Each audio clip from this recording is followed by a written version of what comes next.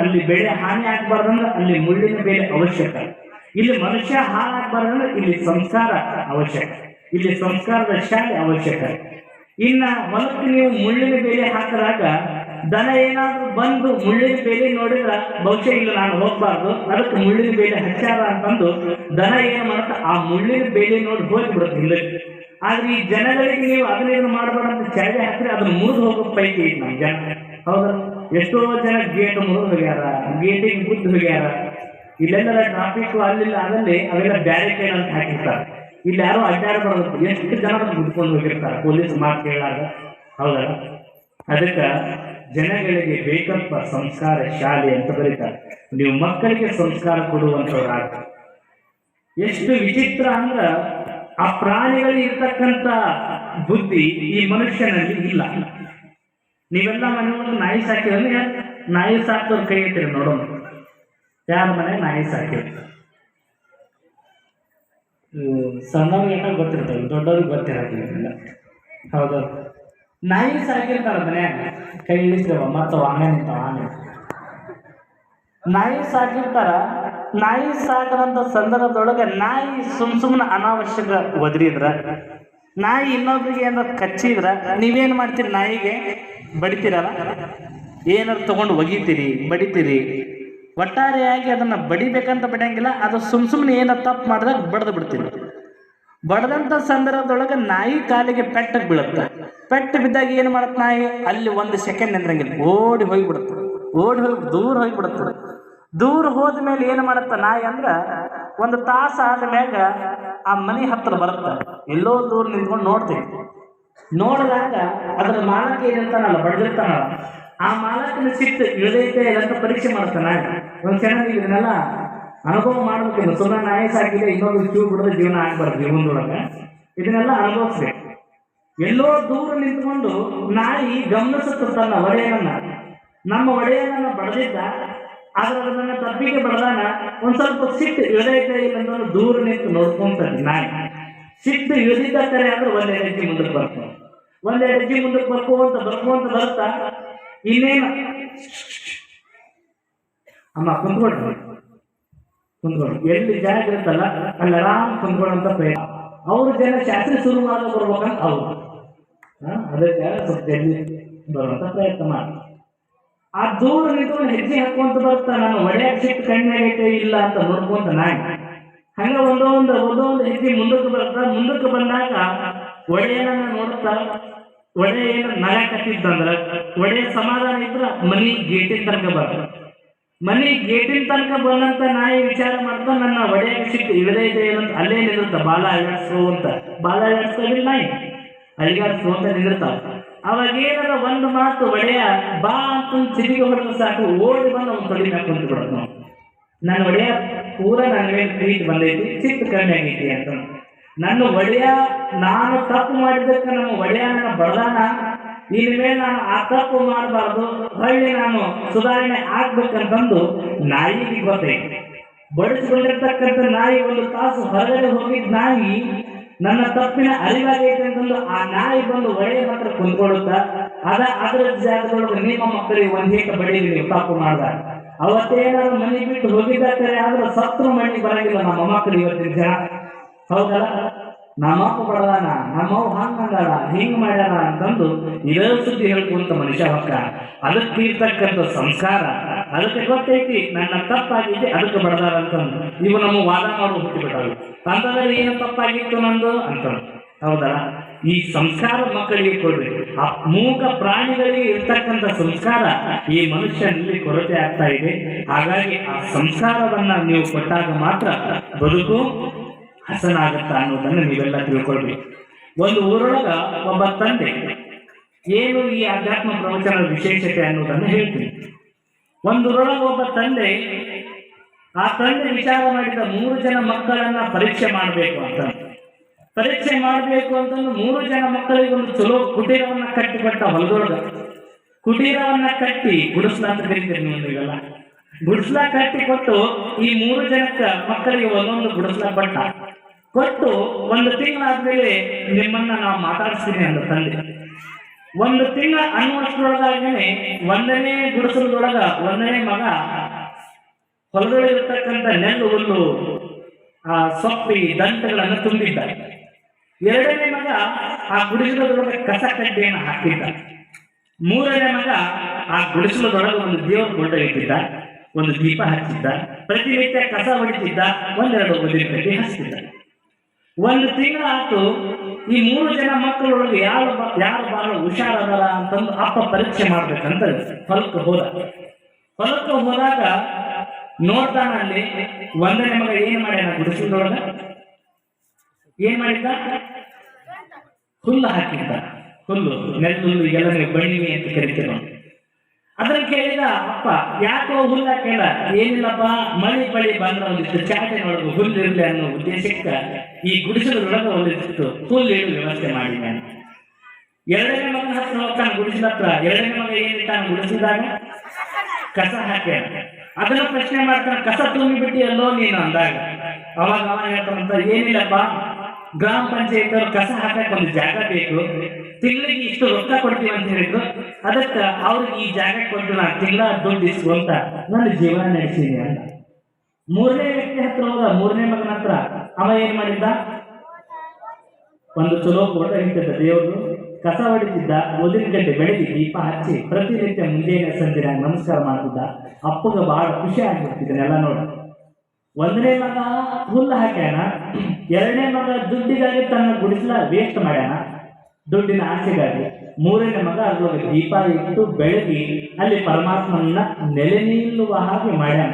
ಇದನ್ನು ನೋಡಿ ಅಪ್ಪ ಹೇಳಿದಂತ, ನನ್ನ ಇಡೀ ಆಸ್ತಿಯೊಳಗ ಅರ್ಧ ಭಾಗವನ್ನ ಈ ಮಗನಿಗೆ ಕೊಡ್ತೀನಿ, ಇನ್ನು ಉಳಿದ ಅರ್ಧ ಭಾಗದೊಳಗ ಇವರಿಬ್ರು ಹಂಚಿಕೊಳ್ಳಿ ಅಂತಂದು ಅಪ್ಪ ಹೇಳಿಬೋದಂತ. ಇದ್ರ ಹೇಳುವ ಉದ್ದೇಶ ಇಷ್ಟೇ, ನಮಗ ಈ ಬದುಕು ಅನ್ನೋ ಶಿಕ್ಷೆಯನ್ನು ಆ ಭಗವಂತ ಕೊಟ್ಟಾನ ನಮಗೆಲ್ಲರಿಗೂ. ಈ ದೇಹ ಅನ್ನುವುದನ್ನ ಕೊಟ್ಟಾನ ನಮಗೆಲ್ಲ. ಇದು ಒಂದು ತರ ಗುಡಿಸಲಿದ್ದಂಗ. ಇದ್ರೊಳಗೆ ನಾವ್ ಏನ್ ಇಡ್ಬೇಕು, ಇದ್ರೊಳಗ ಕಸ ಹಾಕ್ಬೇಕು, ಏನು ಹುಲ್ಲು ಹಾಕ್ಬೇಕು, ಏನು ದೀಪ ಹಚ್ಚಬೇಕು. ನಾಳೆನ ಮೈ ತುಂಬ ಹಚ್ಕೊಂಡು ಅಡ್ಡಾಡ್ಬಿಟ್ಟೆ ದೀಪ ಹಚ್ಚದ ರಜ ಅಂತ ನೋಡಿ. ದುಡ್ಡಿಗಾಗಿ ನಮ್ಮ ಮನುಷ್ಯ ಎಷ್ಟು ಹೊಲಸು ಮಾಡ್ಕೊಳಕತ್ತಾನ ಇವತ್ತು ದೇಹವನ್ನ ಅಂತಂದ್ರ, ನೀವು ಮನೆಯೊಳಗೆ ಟ್ರೆಜುರಿ ಇಟ್ಟೇವೆ ಇಲ್ಲ, ಟ್ರೆಜುರಿ ಒಳಗೆ ಏನ್ ಇಟ್ಟಿರ್ತೀರಿ? ಮನ್ಯಾಗ ಏನ್ ಇಟ್ಟಿರ್ತೀರಿ? ಟ್ರೆಜುರಿಯಾಗ ಬಂಗಾರ ಇಟ್ಟಿನಂತ ಹೇಳಿ ಇವತ್ತ ಬರ್ತೀರ ನಾನು ಎಲ್ಲರ ಮನೆಗೆ. ನಮ್ಮ ಶಾಸ್ತ್ರಿಗಳು ತಯಾರಾದ್ರೆ ನಾವು ನಮ್ಮ 4 ಜನ ತಯಾರಾದ್ವಿ. ನಾವು ಬಂಗಾರ ಸಾಕು, ಈಗ ಇದ್ದಲ್ಲಿನ ಹಾಕಿ ಬಿಡ್ತೀವಿ ನಾವು ಎಲ್ಲರ ಮನೆಯಲ್ಲಿ. ಏನ್ ಇಟ್ಟಿರ್ತೀರಿ? ಇಲ್ಲ, ಬಂಗಾರ ಅಂತ ಇಟ್ಟಿರ್ತೀರಿ, ಬೆಳ್ಳಿ ಅಂತ ಇಟ್ಟಿರ್ತೀರಿ, ಚಲೋ ಬಟ್ಟೆ ಇಟ್ಟಿರ್ತೀರಿ, ಚಲೋ ಸೀರೆ ಇಟ್ಟಿರ್ತೀರಿ, ಹೌದಲ್ಲ? ಕೊಳ್ಳಾಗಿನು, ಕಾಲಾಗಿನು, ಕೈಯಾಗಿನು ಎಲ್ಲವೂ ಇಟ್ಟಿರ್ತೀರಿ, ರೊಕ್ಕ ಇಟ್ಟಿರ್ತೀರಿ. ಟ್ರೆಜರಿ ಒಳಗೆ ನಿಮಗೆ ಇಡುದು ಗೊತ್ತೈತಿ, ಏನು ಒಳ್ಳೆ ಬೆಲೆ ಬಾಳುವ ವಸ್ತುವನ್ನ ಇಡಲಿಕ್ಕೆ ಟ್ರೆಜರಿ ಅನ್ನೋದು ನಿಮ್ಗೆ ಗೊತ್ತೈತಿ. ಹಂಗ ಭಗವಂತ ಕೊಟ್ಟು ಕಳಿಸಿರ್ತಕ್ಕಂಥ ಈ ದೇಹ ಅನ್ನುವ ಟ್ರೆಜರಿ ಒಳಗ ನಾವು ಏನ್ ಇಡಬೇಕು ಅನ್ನೋದನ್ನು ನಾವು ತಿಳ್ಕೊಳ್ಬೇಕಾಗಿದ್ರ ಈ ಆಧ್ಯಾತ್ಮ ಪ್ರವಚನದೊಳಗೆ ಬಂದಾಗ ಮಾತ್ರ ಅರ್ಥ ಆಗುತ್ತೆ ವಿನಃ ಎಲ್ಲೋ ಕುಂತ್ಕೊಂಡ ಅರ್ಥ ಆಗಲಿಕ್ಕೆ ಸಾಧ್ಯ ಇದೆ. ಎಷ್ಟು ಜನ ಈ ದೇಹ ಅನ್ನುವ ಟ್ರೆಜರಿ ಒಳಗ ಕಸಕಡ್ಡಿಗಳಂತಹ ಚಟಾರಿಗಳನ್ನು ತುಂಬಿಕೊಂಡಾರ, ಏನೆಲ್ಲ ದುರ್ಗುಣಗಳನ್ನು ತುಂಬಿಕೊಂಡಾರ. ಅವೆಲ್ಲವೂ ಹೊರಗೆ ಬರಲಿಕ್ಕೆ ಈ ಆಧ್ಯಾತ್ಮ ಪ್ರವಚನ ಅನ್ನೋದನ್ನ ನೀವು ನಾವೆಲ್ಲರೂ ತಿಳ್ಕೊಳ್ಬೇಕಾಗಿದೆ. ನಿನ್ನೆ ಹೇಳಿದಲ್ಲ, ಕಣ್ಣೊಳಗೆ ಕಾಮದ ನೋಟ, ಬಾಯೊಳಗ ಸಿಗರೇಟಿನ ಗಾಟ, ಕೈಯೊಳಗೆ ಗುಟಕಾ ಚೀಟ, ಮದವೇದ ಮದ್ಯದ ಕಾಟ ಅನ್ನುವ ಹಾಗೆ ಬರೀ ನಾವು ಇಂಥವುಗಳನ್ನ ತುಂಬಿಕೊಂಡು ದೇಹವನ್ನ ಹಾಳು ಮಾಡ್ಕೊಳ್ತೀವಿ. ಹಾಗಾಗಿ ಆ ದೇಹ ಶುದ್ಧಿ ಆಗ್ಬೇಕಾಗಿದ್ರ, ಆ ಪರಮಾತ್ಮನ ಜ್ಞಾನೋದಯ ಆಗ್ಬೇಕಾಗಿದ್ರ ಈ ಆಧ್ಯಾತ್ಮ ಪ್ರವಚನಕ್ಕೆ ಬರಬೇಕು. ಭಗವಂತ ಎಲ್ಲರ ಹೇಳಿ, ದೇವರೆಲ್ಲ ಮ್ಯಾಗ ನೋಡಿ ಹುಡುಗರು ಹೇಳ, ದೇವರೆಲ್ಲ ಗುಡಿಯಾಗದನ, ಹೌದು, ಗುಡಿಯಾಗದನ, ನ್ಯಾಗದನ, ಕೆಳಗದನ, ಅಲ್ಲದನ, ಇಲ್ಲದನ ಅಂತ ನಾವು ಹೇಳಕತ್ತೀವಿ. ಹಿಂದಿ ಅನುಭಾವಿ ಬರೀತಾನ, अंग में अंगार है मगर जलता नहीं, दूध में घी है मगर दिखता नहीं, तिल में तैल है मगर लगता नहीं, सब में तू है मगर समझता नहीं ಅಂತ ಬರೀತಾರೆ. ಪಟ್ಟಣ ನಾನು ಕೇಳುವ ಆನ್ಸರ್, ನಾವು ಪ್ರಶ್ನೆಗೆ ನೀವೆಲ್ಲ ಉತ್ತರ ಮಾಡಬೇಕು. ಹಾಲಿನೊಳಗೆ ತುಪ್ಪ ಐತೆ ಇಲ್ಲ? ಹಾಲಿನೊಳಗೆ ತುಪ್ಪ ಐತೆ ಇಲ್ಲವಾ? ಇಲ್ಲ. ಈ ಸರ್ ಹತ್ರ ಬಾ, ಚಂದ ಪಾಠ ಕಲಿಸ್ತಾರೆ. दूध में घी है मगर दिखता नहीं, अंग में अंगार है मगर जलता नहीं. ಈ ದೇಹದೊಳಗೆ ಬೆಂಕಿ ಐತೇ ಇಲ್ಲ, ಈ ದೇಹದೊಳಗೆ ಬೆಂಕಿ ಐತೇ ಇಲ್ಲ ಹೇಳ್ಬೇಕು ಪಟ್ಟ. ಹೆಂಗಂತೀರಿ ಅದನ್ನ ಕೇಳಕ್ ಹೋಗ್ಬಾರ್ದು. ಮಂದಿಗೆ ಯಾರಿಗೂ ಬೆಂಕಿ ಹಚ್ಚಾಗ ಗೊತ್ತಾಗೋದಿಲ್ಲ ಬೆಂಕಿ ಐತೈತಿ ಅಂತ.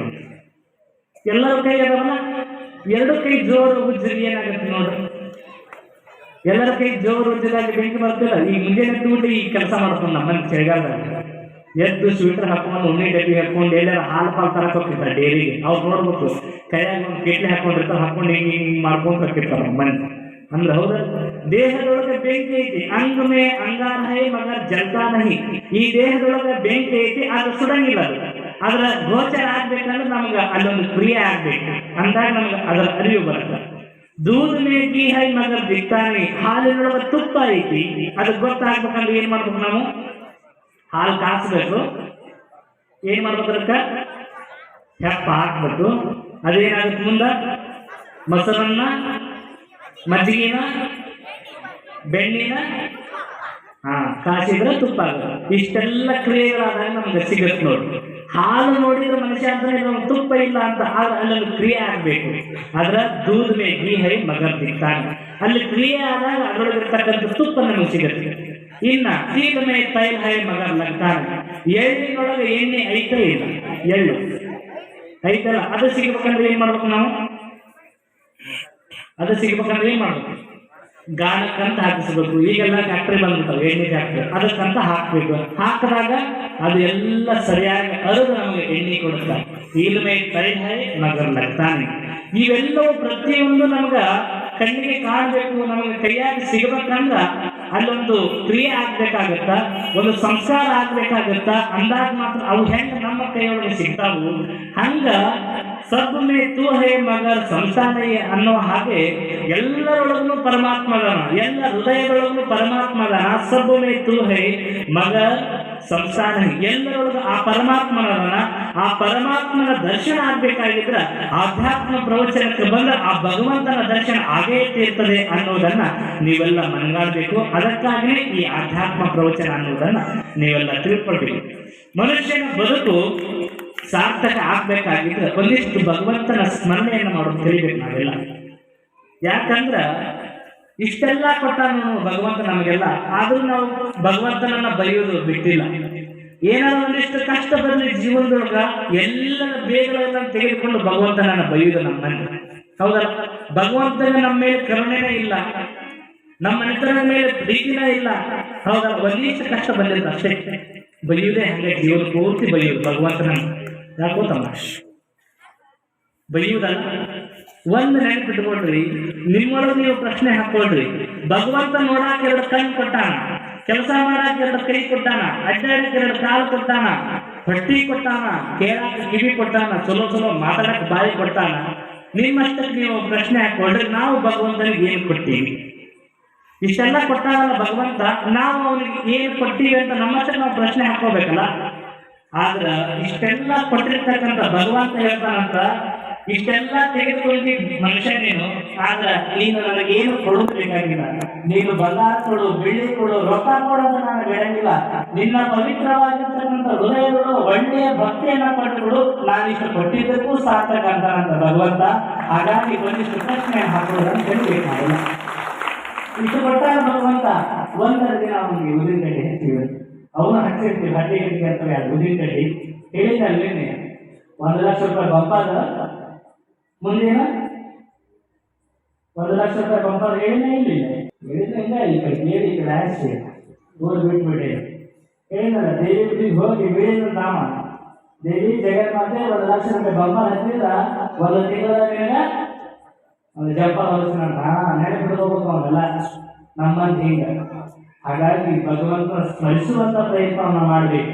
ಬಾಯಿ ಕೊಟ್ಟಿದ್ದ ಬರೀ ಇನ್ನೊಬ್ಬರನ್ನ ಬೈಯುವುದಕ್ಕಲ್ಲ, ಇನ್ನೊಬ್ಬರ ಬಗ್ಗೆ ನಿಂದನೆಗಳನ್ನ ಆಡೋದಕ್ಕೂ ಬಾಯಿ ಕೊಟ್ಟಿಲ್ಲ ಭಗವಂತ. ಅವನ ನಾಮಸ್ಮರಣೆಯನ್ನ ಮಾಡು. ಏನು ನಾಮಸ್ಮರಣೆ ಮಾಡುವುದರಿಂದ ಏನು ಲಾಭ ಆಗುತ್ತೆ ಅಂತ, ಯಾವ ಒಬ್ಬ ಮನೆಯೊಳಗೆ ಮನೆಗೆ ಕುಂತಾಗಿದ್ರಂತ, ಅದ ಎಸಿ, ಅದ ಫ್ಯಾನು, ಅದ ಹೆಂಡತಿ, ಅದ ಮಕ್ಕಳು, ಈ ಎಲ್ಲ ಜಂಜಾಟಕ್ಕೆ ಇದ್ದಿದ್ದು ಜಾಸ್ತಿ ಆಗಿ ಆ ಮನೆ ಮುಂದಿರ್ತಕ್ಕಂಥ ಒಂದು ಬೇವಿನ ಕಟ್ಟಿಗೆ ಹೋಗಿ ಮಲಗಿದ್ದಾನೆ.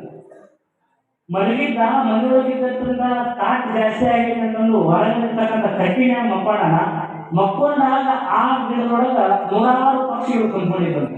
ನೂರಾರು ಪಕ್ಷಿಗಳು ಕುಂತಾವ ಸುಮ್ಮನೆ ನೋಡು, ಒಂದಿಷ್ಟು ಒದಗಿರ್ತಾವು, ಒಂದಿಷ್ಟು ಏನಾದ್ರು ಮಾಡ್ತಿರ್ತಾವು, ಒಂದಿಷ್ಟು ಹಣ್ಣು ತಿಂದು ಕೆಳಗೆ ಹೋಗಿರ್ತಾವು.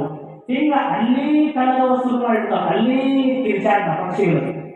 ಮನಿ ಬ್ಯಾಸರ ಐತಂದು ಹೊರಗೆ ಬಂದು ಮಕ್ಕೊಂಡ. ಇಲ್ಲಿ ಯಾರು ಕಾಟ ಆಗೈತಿ?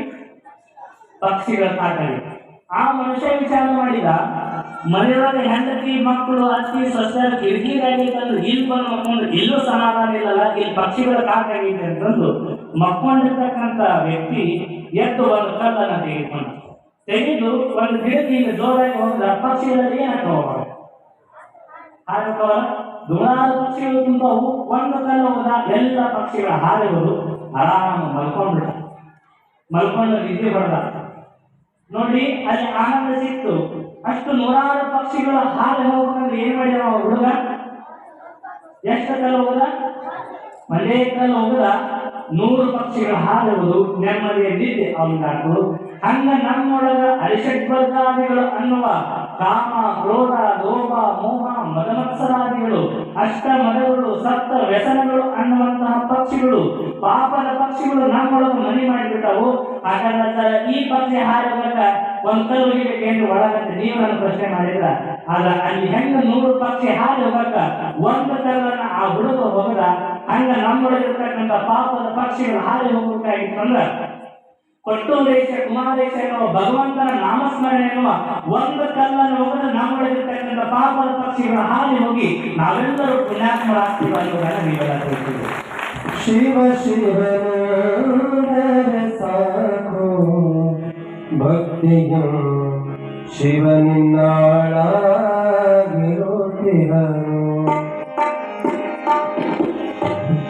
ಶಿವನ ನೆನೆದು ಶಿವನ ಪೂಜಿಸಿದ ಬಾಣಾಸುರನ ಬಾಗಿಲ ಕಾಯ್ದನು. ಶಿವನ ಧ್ಯಾನ ಶಿವನ ರಚಿಸಿದ ಪಿಟ್ಟವುವೆಯ ಮನೆಯಾಡಗಿಯನು. ಪಿಟ್ಟವುವೆಯ ಮನೆ ಆಡಗಿಯನು. ಶಿವ ಶಿವನಂದರೆ ಸಾಕು ಭಕ್ತಿಯು ಶಿವನಿನ್ನಾಳಾಗಿರುತ್ತಿಹನು. ಶಿವ ಶಿವನಂದರೆ ಸಾಕು ಭಕ್ತಿಯು ಶಿವನಿನ್ನಾಳಾಗಿರುತ್ತಿಹನು. ಶಿವನಿನ್ನಾಳಾಗಿರುತ್ತಿಹನು.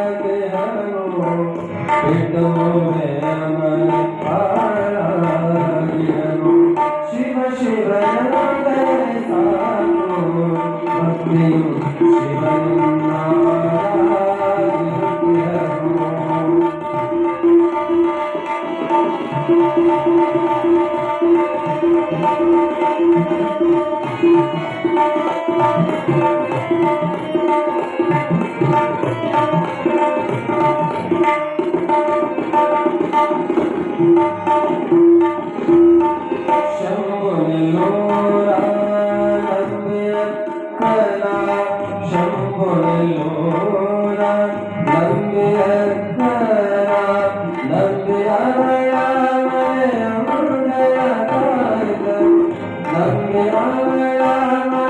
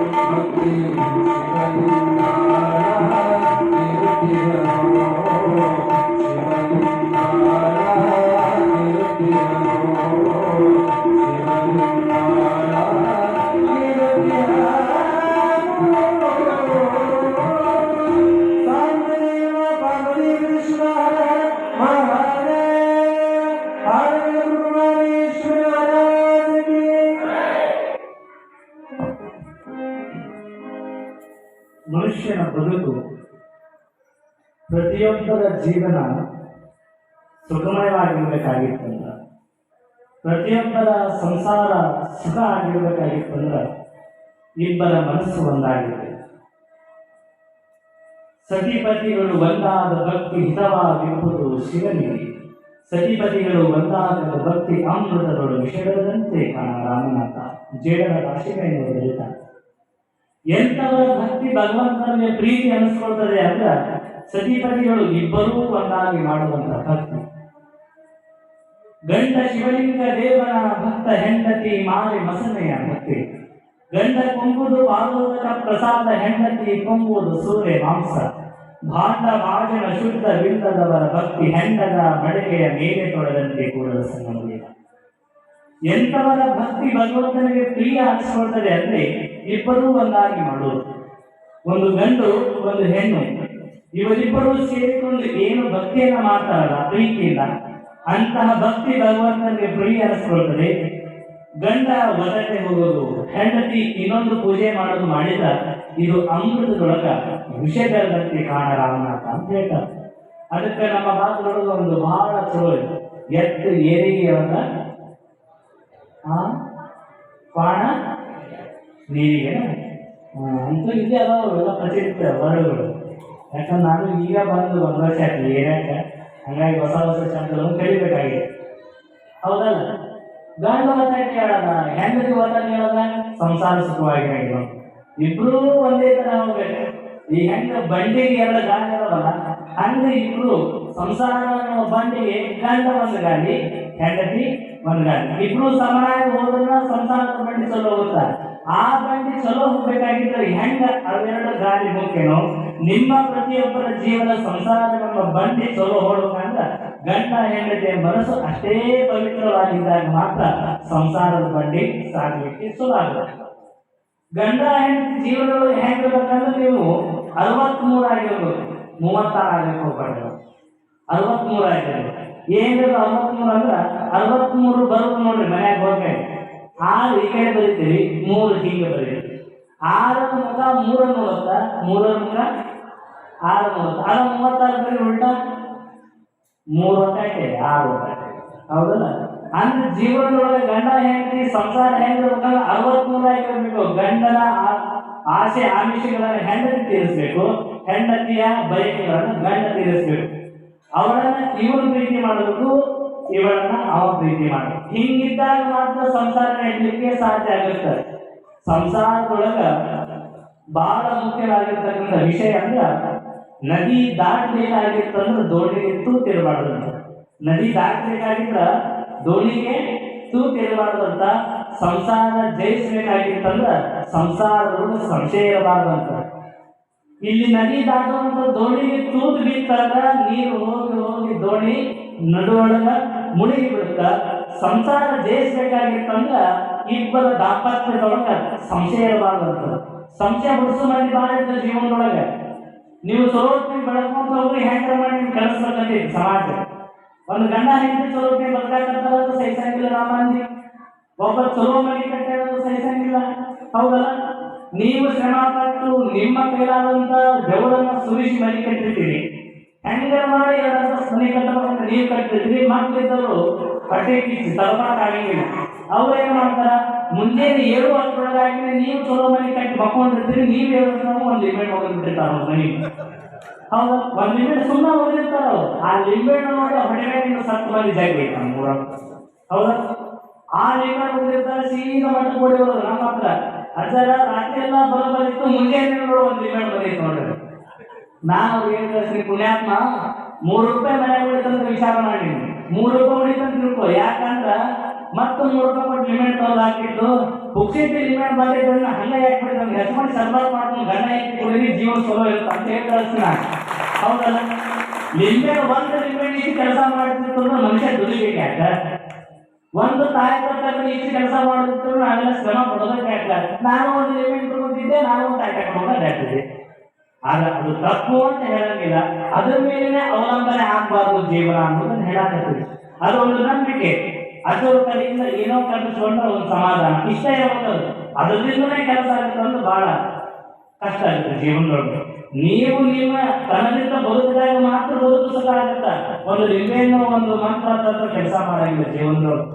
ನಿಮ್ಮ ಮೇಲೆ ನಿಮಗೆ ನಂಬಿಕೆ ಇರಬೇಕು, ಗಂಡನ ಮೇಲೆ ಹೆಂಡತಿ ನಂಬಿಕೆ ಇರಬೇಕು, ಹೆಂಡತಿ ಮೇಲೆ ಗಂಡ ನಂಬಿಕೆ ಇರಬೇಕು. ಇವರಿಬ್ಬರು ಭಗವಂತನ ಮೇಲೆ ನಂಬಿಕೆ ಇದ್ದಾಗ ಮಾತ್ರ ಜೀವನ ಇರಲಿಕ್ಕೆ ಸಾಧ್ಯ ಇರ್ತದೆ ಹೊರತು ಮತ್ಯಾವ ಮಾತಿನ ಮೇಲೆ ನಂಬಿಕೆ ಇಟ್ಟರೆ ಅಲ್ಲ.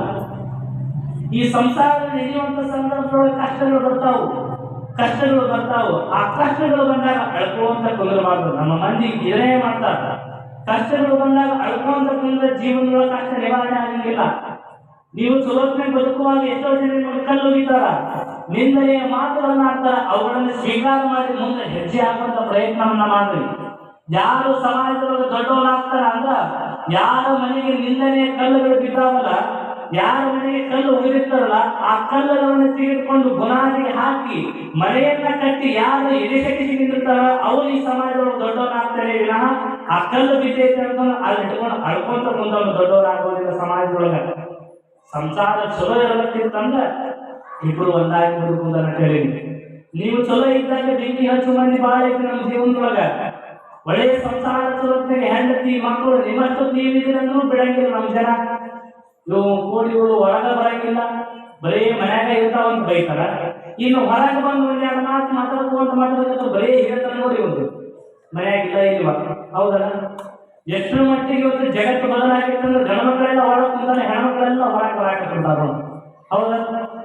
ಹೊರಗಡೆ ಹೇಳ್ತಾರ ನಮ್ಮ ಬಾವಿ, ಹೆಣ್ಮಕ್ಕಳೆಲ್ಲ ಮನೆ ಹೊಸಲದ ಒಳಗೆ ಇರ್ತಾರ ಮಾಡ್ಬೇಕಂದ್ರೆ ಗಣಮಕ್ಕಳೆಲ್ಲ ಹೊಸಲದ ಹೊರಗೆ ಇರ್ತಾರ ಮಾಡ್ಬೇಕಂದ್ರೆ ಈ ಉಲ್ಟಾ ಆಗ್ಬಿಟ್ಟೈತಿ. ಇವು ಹೆಣ್ಮಕ್ಳು ಸಂಘ ಮಾಡ್ಕೊಂತಾವ ಚೆಕ್ಕಷ್ಟೇ. ಹೌದಲ್ಲ? ಧರ್ಮಸ್ಥಳದ ಸಂಘ, ಶ್ರೀ ಶಕ್ತಿ ಸಂಘ, ಹೌದಲ್ಲ? ಇವತ್ತು ಸಂಘ ಮಾಡ್ಕೊಂಡು ಇವೆಲ್ಲ ಹೊರಗೆ ಹೇಳ್ತಾರ ಮಾಡಾಕತ್ತಾರ. ಇವೆಲ್ಲ ಸಂಘ ಅದು ಮನ್ಯಾಗ ನಿಂತ್ಕೊಂಡು ಮಂಗ ಆಗ್ಬಿಟ್ಟೈತ. ಹೌದಲ್ಲ? ಇವೆಲ್ಲ ಸಂಘ ಇವ್ ಇಟ್ಟು ಚಪ್ಪ ಆಡಕತ್ತ, ನೀನು ಮುಂದೆ ಮಂಗ ಆಗೋದು ಐತಮ್ಮ, ಚಿಕ್ಕ ಮಾಡಕ್ ಹೋಗ್ಬೇಡ. ಹೌದಲ್ಲ? ಇವತ್ತು ಸಂಘ ಅವತ್ತು ಮಂಗ. ಹೌದಲ್ಲ? ನಿಮ್ಮ ಸ್ಥಾನದೊಳಗೆ ನೀವು ಇರೋದನ್ನ ಕಲೀರಿ, ನಿಮ್ಮ ಸಂಸಾರವನ್ನು ನೀವು ನಡೆಸೋದನ್ನ ಕಲೀರಿ. ಅಕಾರವಾದ ಬದುಕು ಸುಖವಾಗಿರುತ್ತ. ಇನ್ನೊಬ್ರು ನೋಡಿ ಬದುಕಿನಿಂದ ಕಷ್ಟ ಬರುತ್ತೆ ನೋಡು. ಹೌದಲ್ಲ? ಹೊಸಾಗಿ ಬಂದಿರ್ತಾರ ಮದುವೆ ಆಗಲಿ ಶುರುವಾದ ಬಂದಾಗ ಕಿಟಕಿ ಕೊಡಾಕ ನೋಡ್ರಿ ಪಕ್ಕದ ಮನೆಯವರು 50 ಇಂಚಿ ಟಿವಿ ತಂದ ನಿಮ್ಗೆ ಏನಾಗಿದೆ ದಾರಿ ಶುರುವಾತ್ ಇದು ಪಾಪ ಚೆಲ್ಲಿ ಕರ್ಕೊಂಡ ಹೇಳತ್ತ. ನೋಡ್ ಪಕ್ಕದ ಮನೆಯವ್ರನ್ನ ಫ್ರಿಜ್ ತಂದಾರ, ನಿಮ್ಗೇನಾಗಿತ್ತದ ದಾರಿ. ಪಕ್ಕದ ಮನೆಯವ್ರು ನೋಡ್ರಿ ಚಲೋ ಬೈಕ್ ತಂದ, ನಿಮ್ಗೇನಾಗೈತಿ ಕರ್ಕೊಂಡ ನನ್ನ. ಹೌದಲ್ಲ? ನಿಮಗೆ ಎಷ್ಟು ಐತಲ್ಲ ಅಷ್ಟಾಗಿ ಬದುಕೋದಕ್ಕಲ್ಲಿ ಅಂದ್ರೆ ಜೀವನ ಸುಖ ಆಗಿರುತ್ತ. ಸಂಪತ್ತಿನ ಜೀವನ ನಡೆಸಬೇಕಂದ್ರೆ ನೆಮ್ಮದಿ ಸಿಗಂಗಿಲ್ಲ. ಸಂತೃಪ್ತಿಯ ಜೀವನ ನಡೆಸ್ರಿ ಅಂದ್ರೆ ಜೀವನ ಸುಖವಾಗಿರುತ್ತ. ಇನ್ನೊಬ್ರು ನೋಡಿ ಬದಲಾಕೊಂಡ ಕೆಲಸಗಳು. ಹೌದಲ್ಲ? ಹಿಂಗ ಬದುಕ್ಬೇಕಾದ್ರೆ ನೀವೆಲ್ಲ ನಿಮ್ಮ ಕಡೆ ಕಾರ್ ಐತಂದ್ರ ಬೈಕ್ ಇದ್ದವ್ ನೋಡಿ ಖುಷಿ ಪಡ್ರಿ. ನನಗೆ ಎತ್ಲಿಕ್ಕೆ ಭಗವಂತ ಕಾರ್ ಕೊಟ್ಟಾನಲ್ಲ, AC ಕಾರ್ನ ಎದ್ದಾಡಕತ್ತಿದ್ ಪಾಪ ಅವ ಬೈಕ್ನಾಗ ಹೊಂಟಾನ ಬಿಸಿಲಾಗ, ನನಗೆ ಕಾರ್ ಕೊಟ್ಟಾನ ಅಂತ ಖುಷಿ ಪಡ್ರಿ. ಅದನ್ನ ಬಿಟ್ಟು ಹೆಲಿಕಾಪ್ಟರ್ ವಿಮಾನ ಇದ್ದವ್ರು ನೋಡಿದ್ರೆ ದುಃಖ ಆಗುತ್ತೆ. ಹೌದಲ್ಲ? ಇನ್ನ ಬೈಕ್ ಇತ್ತಂದ್ರ ಕಾರ್ ನಾವು ನೋಡಕ್ ಹೋಗ್ಬಿಡ್ರಿ ದುಃಖ ಆಗತ್ತ. ಸೈಕಲ್ ತುಳ್ಕೊಂಡ್ ಕಟ್ಟಿರ್ತಾನ ಅವ್ರು ನೋಡ್ರಿ ಖುಷಿ ಸಿಗತ್ತ. ಎಟ್ಲಿಕ್ಕೆ ಭಗವಂತನಾಗ ಬೈಕ್ ತಗೊಳ್ಳೋಂಥ ಶಕ್ತಿಯನ್ನು ಕೊಟ್ಟಾಗ ಅಂತ ಖುಷಿ ಆಗ್ತೈತಿ. ಇನ್ನು ನಿಮ್ ಕಡೆ ಸೈಕಲ್ ಇತ್ತಂದ್ರ ಬೈಕ್ ನಾವು ನೋಡಕ್ ಹೋಗ್ಬಿಟ್ರೆ ದುಃಖ ಆಗುತ್ತ, ನಡ್ಕೊಂತ ಹೊಟ್ಟಿರ್ತಾರಲ್ಲ ಅವು ನೋಡಿ ಖುಷಿ ಪಡ್ರಿ. ಇನ್ನ ನಿಮಗೆ ನಡ್ಕೊಂಡು ಹೋಗೋ ಪರಿಸ್ಥಿತಿ ಬಂದಾಗ ಯಾರು ಸೈಕಲ್ ತಗೊಂಡ್ ಹೊಟ್ಟಾನಲ್ಲ ಅವು ನೋಡಕ್ ಹೋಗ್ಬಿಟ್ರೆ ದುಃಖ ಆಗುತ್ತ. ಭಗವಂತ ನನಗ ಅಡ್ಡಾಡಕ್ಕೆ ಕಾಲು ಕೊಟ್ಟು ಚಪ್ಪಲಿ ಕೊಟ್ಟಾನ ಅಂತ ಖುಷಿ ಪಡ್ರಿ.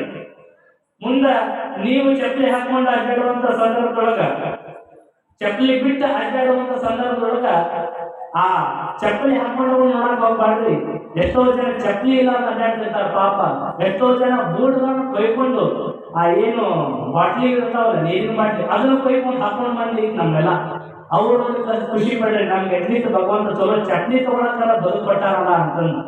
ಇನ್ನ ನೀವು ಕಾಲಿಂದ ಅಡ್ಡಾಡುವಾಗ ಕೊನೆಗೆ ಯಾರನ್ನ ನೋಡಿ ನೀವು ಖುಷಿ ಪಡ್ಬೇಕಂದ್ರ ಭಗವಂತ ನಮ್ಗೆ ಅಡ್ಡಾಡಕ್ಕೆ ಕಾಲು ಕೊಟ್ಟಾನ. ಎಷ್ಟೋ ಜನ ಕಾಲಿಲ್ಲ ಅದು ನೆಲ ತೆಗೆದುಕೊಂತ ಅಡ್ಡಾಡಕತ್ತಾರಲ್ಲ, ಆ ಇಷ್ಟು ಬದುಕನ್ನು ಕೊಟ್ಟಿರ್ತಕ್ಕಂಥ ಭಗವಂತನಿಗೆ ನಾವು ಕೃತಜ್ಞತಾಪೂರ್ವಕವಾಗಿ ಸಂತೃಪ್ತಿಯಿಂದ ಬದುಕಿದಾಗ ಮಾತ್ರ ನಮ್ಮ ಬದುಕು ಸಾರ್ಥಕ ಆಗ್ತದೆ, ಆನಂದಮಯವಾಗ್ತದೆ.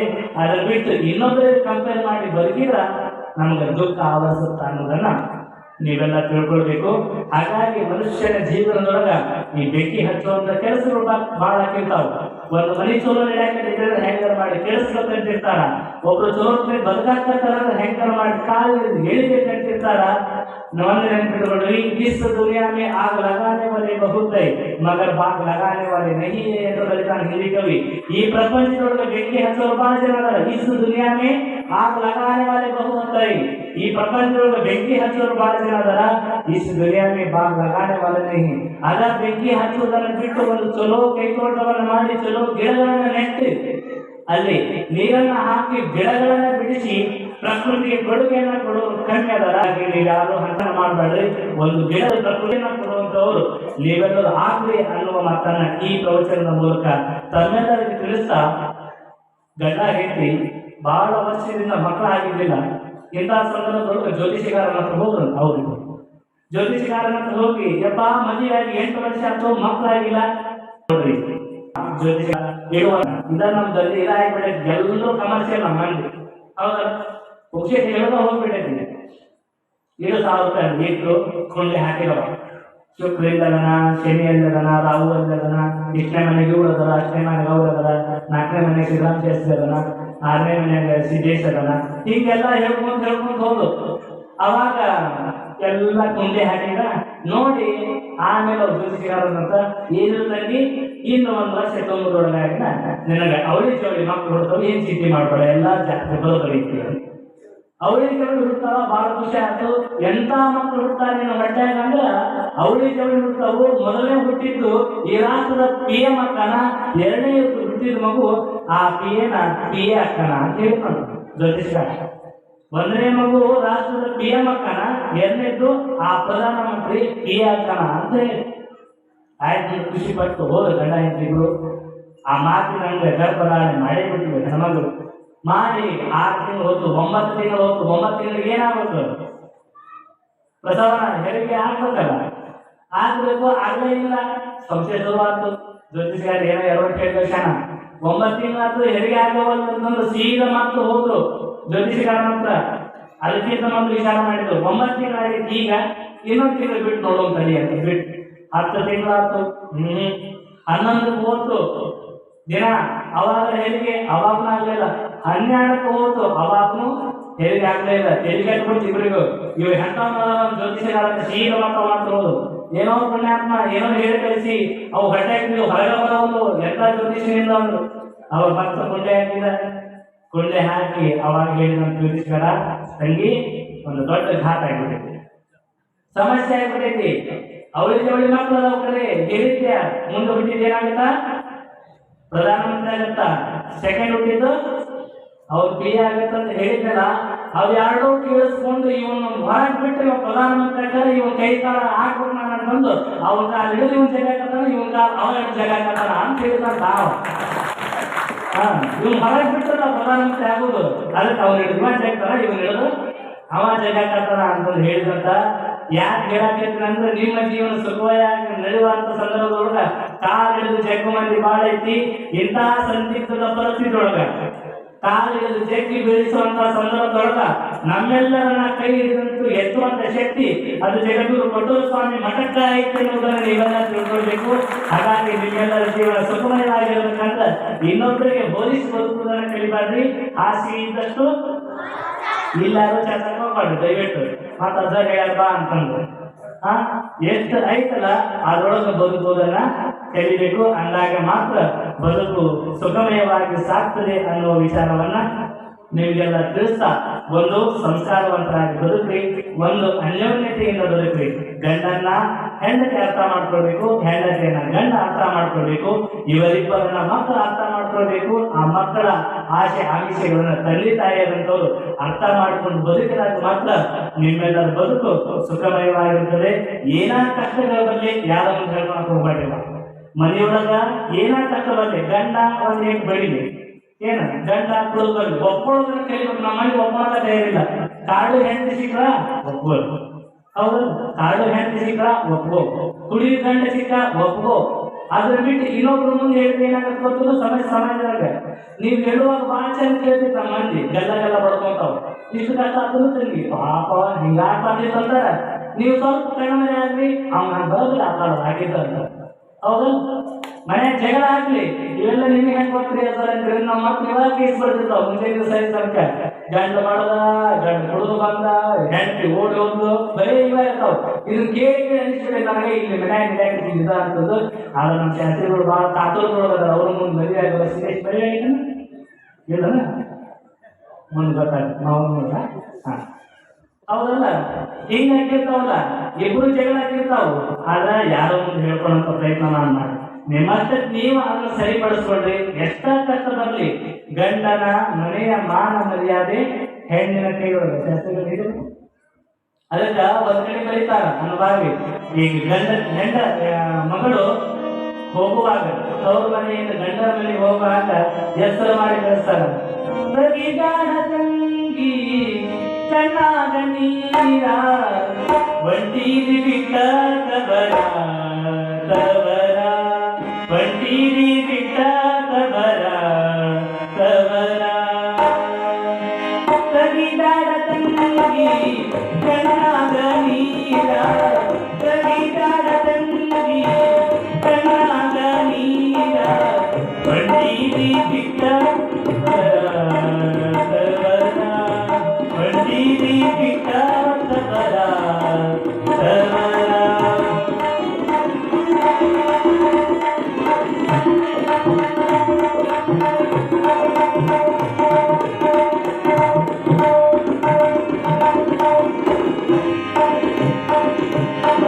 ಗುಟ್ಟೆಲ್ಲ ಮರದೊಳಗಿರಲಿ, ಏನೇ ಕೆಡಲಿರಲಿ, ವಸ್ತಿನೊಳಗಿರಲಿ,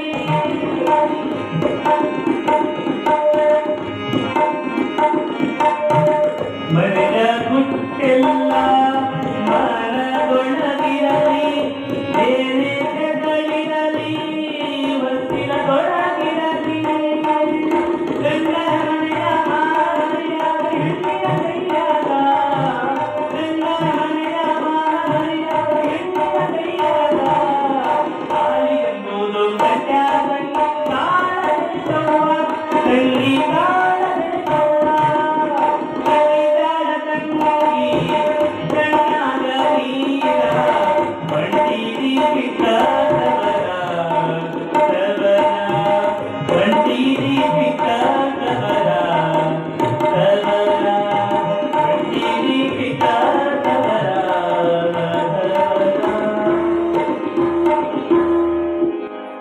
ಏನ ಜಗಳಿರಲಿ, ವಸ್ತುದೊಳಗಿರಲಿ, ಅಂದ್ರೆ ನಿಮ್ಮ ಜೀವನ ಸುಖಮಯವಾಗಿರುತ್ತದೆ. ಇಬ್ಬರು ಪ್ರೀತಿಯಿಂದ ಬದುಕಿದಾಗ ಮಾತ್ರ ನಿಮ್ಮ ಬದುಕು ಸಾರ್ಥಕ ಆಗುತ್ತಾ ಅನ್ನೋದನ್ನ ನೀವೆಲ್ಲ ತಿಳ್ಕೊಳ್ರಿ. ಯಾರು ನಿಮ್ಗೆ ದ್ವೇಷ ಮಾಡ್ಲಿ, ಯಾರು ನಿಮ್ಗೆ ಕೆಟ್ಟದ್ದು ಬಯಸ್ಲಿ, ಯಾರು ನಿಮ್ಗೆ ಬೈಲಿ, ಅವ್ರಿಗೆ ಆ ಭಗವಂತನ ಆಶೀರ್ವಾದ ಇಲ್ಲ ಅಂತಂದು ನೀವು ಪ್ರಾರ್ಥನೆಯನ್ನ ಮಾಡ್ಕೊಂಡು ಬದುಕಿದಾಗ ಮಾತ್ರ ಬದುಕು ಸಾರ್ಥಕ ಆಗ್ತದೆ ಅನ್ನೋ ವಿಚಾರವನ್ನ ಇವತ್ತಿನ ದಿನ ನಿಮ್ಮೆಲ್ಲರಿಗೂ ತಿಳಿಪಡಿಸ್ತಾ, ನಾಳೆ ಮಂಗಲ ಮಹೋತ್ಸವ, ನಾಳೆ ಕಾರ್ಯಕ್ರಮ ಮಂಗಲ ಆಗ್ತದೆ. ಸಮಯಕ್ಕೆ ಸರಿಯಾಗಿ ತಾವೆಲ್ಲರೂ ಆದವರಿಗೆ ಬಂದು ಈ ಕಾರ್ಯಕ್ರಮವನ್ನು ಯಶಸ್ವಿಗೊಳಿಸಬೇಕು ಅನ್ನುವ ಮಾತನ್ನು ಹೇಳ್ತಾ, ವಿಶೇಷವಾಗಿ ಕೊನೆಯದಾಗಿ ಒಂದು ಮಾತನ್ನು ಹೇಳಿ ನನ್ನ ಮಾತಿಗೆ ಮುಗಿಸುವುದಾದರೆ, ಕೊನೆಯ ಸಂದೇಶ ಏನು ಅಂತಂದ್ರೆ, ನಮ್ಮ ದಾರಿಗೆ ಮುಳ್ಳು ಚೆಲ್ಲಲು ಅವರ ಹಾದಿಗೆ ಹೂವ ಚೆಲ್ಲೋಣ, ನಮ್ಮ ಮನೆಗೆ ಕಲ್ಲು ಎಸೆಯಲು ಅವರ ವಸ್ತ್ರಿಗೆ ಹಣ್ಣು ಹಾಕೋಣ, ನಮ್ಮ ಬೆನ್ನಿಗೆ ಚೂರಿ ಹಾಕಲು ಅವರ ಕೊರಳಿಗೆ ಹಾರ ಹಾಕೋಣ. ಬಿಕಾಸ್ ದೇಶದಿಂದ ಹೋರಾಡಿ ಒಬ್ಬರನ್ನ ಗೆಲ್ಲುವುದಕ್ಕಿಂತ ಪ್ರೀತಿಯಿಂದ ಸೋತು ಇಡೀ ಜಗತ್ತನ್ನೇ ಗೆಲ್ಲುವಂತರು ನಾವು ಹೇಗೆಲ್ಲರೂ ಆಗೋಣ ಅನ್ನೋ ಮಾತನ್ನು ಹೇಳ್ತಾ, ಪ್ರೀತಿಯಿಂದ ಬದುಕಿ ನಿಮ್ಮ ಬದುಕನ್ನ ಸಾರ್ಥಕ ಮಾಡಿಕೊಳ್ಳಿ ಅನ್ನೋ ಮಾತನ್ನು ಹೇಳ್ತಾ ಇವತ್ತಿನ ನುಡಿಸಿಗೆ ಇತಿಶ್ರೀ ಹಾಡ್ತಿದ್ದೀನಿ. ಸರ್ವರಿಗೆ ಶುಭವಾಗಲಿ. ಶರಣೋ ಶರಣಾರ್ಥಿಗಳು.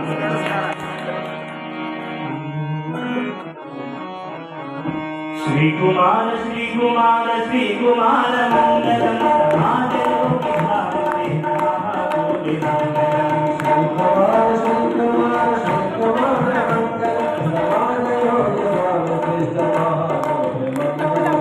ಸಿದ್ಧಲಿಂಗ ಮಂಗಲಂ ಬಸವಲಿಂಗ ಮಂಗಲಂ. ಸಿದ್ಧಲಿಂಗ ಮಂಗಲಂ ಬಸವಲಿಂಗ ಮಂಗಲಂ.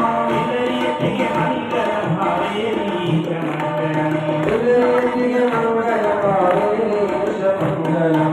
ಶ್ರೀಕುಮಾರ ಶ್ರೀಕುಮಾರ ಶ್ರೀಕುಮಾರ ಮಂಗಲಂ ಸಮಾಜಯೋಗಿ ಭಾರತಿ ಮಹಾಭೋಗಿ ಮಂಗಲಂ.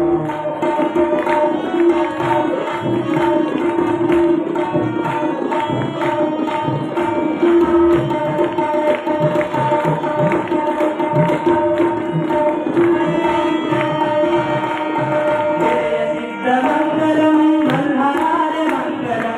ಜಯ ಸಿದ್ಧ ಮಂಗಲಂ ಮಂಗಳಾಯ ಮಂಗಲಂ. ವಿಜಯ ಮಾತ ಮಂಗಲಂ ಭಾಗ್ಯ ಬಸವ ಮಂಗಲಂ. ವಿಜಯ ಮಾರ್ಗ ಮಂಗಲಂ ಭಾಗ್ಯ ಬಸವ ಮಂಗಲಂ.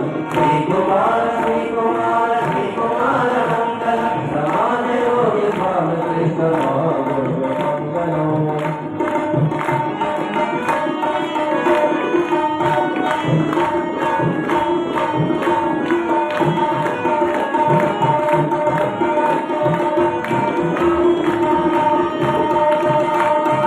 ಅನ್ನದಾನಿ ಮಂಗಲಂ ಜಗನಿರ್ಮಲ ಮಂಗಲಂ.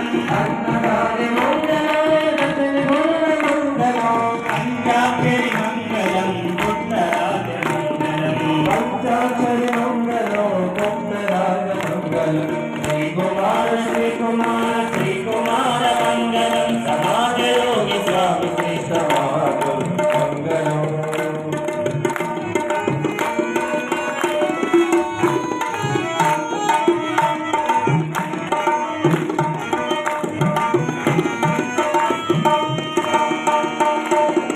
ಶಾಂತವೀರ ಮಂಗಲಂ ಶಿವಲಿಂಗೇಶ ಮಂಗಲಂ. ಶಾಂತವೀರ ಮಂಗಲಂ ಶಿವಲಿಂಗೇಶ ಮಂಗಲಂ.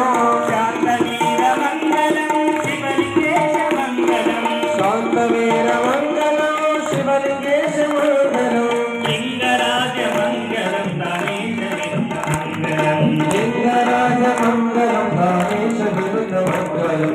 ಶ್ರೀಕುಮಾರ ಶ್ರೀಕುಮಾರ ಶ್ರೀಕುಮಾರ ಮಂಗಲಂ ಸಮಾಜಯೋಗಿ ಸ್ವಾಮಿ ಕೃಷ್ಣ ಮಹಾಗುರು ಮಂಗಲಂ.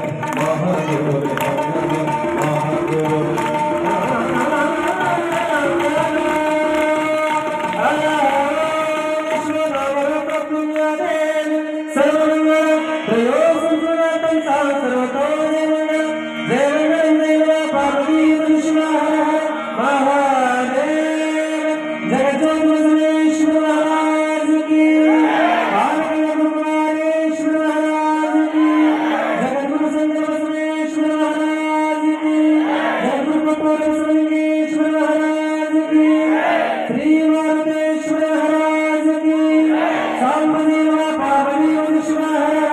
ಮಹಾ